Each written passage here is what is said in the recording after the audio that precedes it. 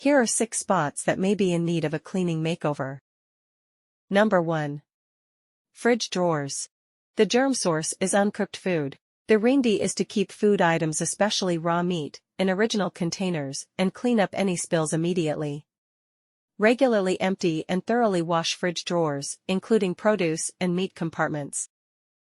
Number 2. Kitchen sink. The germ source is food tossed into the disposal and washed off dishes.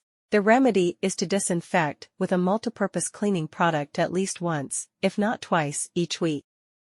Number 3. Appliance handles, stove knobs, and light switches.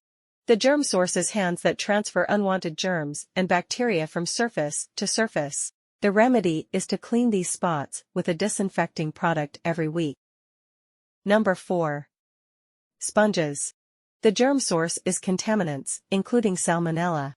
The remedy is to regularly microwave for 2 minutes and replace often. Number 5. Countertops. The germ source is bags, containers, and boxes that come from outside your home, as well as dirty sponges or rags. The remedy is to disinfect your countertops daily with cleaning spray and a clean cloth or sponge. Number 6. Microwave.